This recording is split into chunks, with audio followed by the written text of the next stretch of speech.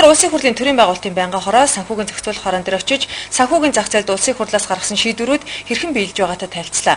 Цааш нь үргэлжлүүлэн ариуна мэдээлнэ. Эрдэнэсийн олон толгоонуудаас баялгаа хүндэх гэж байгаа манай улсын хувьд сураггүй байсан санхүүгийн зах зээл сэргэж олонний анхаарлын төвд орж байна. За энэ сэдвээр санхүүгийн зохицуулах хороонд очисон төрийн байгуулалтын байнгын орооны ажлын хэсгийнхэн яриагаа хэллээ. Өнөөдрийн байдлаар хувьцаат 336 компани бүртгэлтэй байгаа. За үүнээс 126-ийнх нь арилжааг зогсоосон байна.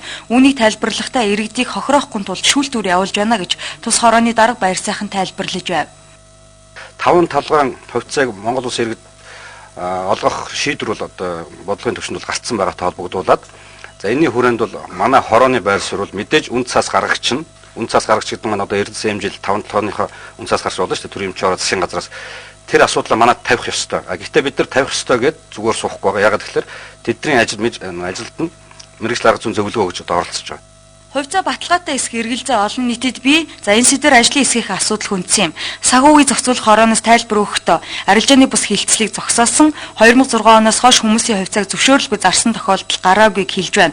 За хувьцааны төвлөрөл маш их хэмжээгээр явчихсан. За ногдол ашигыг томоохон хяналтын багц эзэмшигчид өөрсдөө авч байгаа нь ажиглагдаж байгааг бас хэлж байна. Одоо хуульд өөрчлөлт оруулбал ногдол ашигыг заавал тарах ёстой, хувь нийлүүлэгчдийн хурлыг ч бас хийх ёстой болж байна. Үүнээс гадна хууль зөрчсөн хувьцаат компаниудад шүүхтэлцэх эрхээр хангагдаж байгаа хэлж байна. Үүнээс гадна тусгаараа арилжааны банкуудыг хянах хуулиар олгогдсон эрхээр хангагдах гэж байна. Хуулиараа бол тэднийг зөвхөн банкудаас бусад санхүүгийн байгууллагын ажлыг зохицуул гэж заасан. За тэгэхээр банкны хяналт шалгалт хийх ямар ч эрх байдаг байна.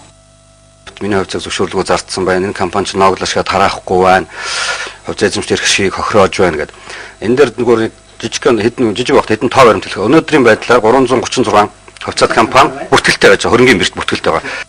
Банкуд өнөөхөр нь хадгаламжаа төрөөр даалгаж байгаа. Үүний хизээ бол санхүүгийн зохицуулах хороо татвар төлөгчдийн мөнгийг эрсдлээс хамгаалдаг болох тухай асуудал энд хөндөгдлөө.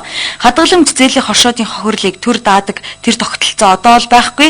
За үүний оронд ердийн журмаар аж ахуйн нэгж үйл ажиллагааг зогсоох зэргээр асуудлыг шийднэ гэж байгаа юм. За хадгаламжид баталгаа гаргасан нь их буруу тогтолцоо гэж санхүүгийн зохицуулах хороо үзэж байна. Тиймээс хадгаламжийн баталгааны тухай хуулийг батлахыг дэмжиж байгаагаа хэллээ. За одоогоор төрөөс Анууд банкнд гэхэд л 127 тэрбум төгрөг байсан бол 124 тэрбум төгрөгөөр баталгаа гаргасан байна. Энэ нь сүүлдээ 119 тэрбум төгрөг болж буурчээ.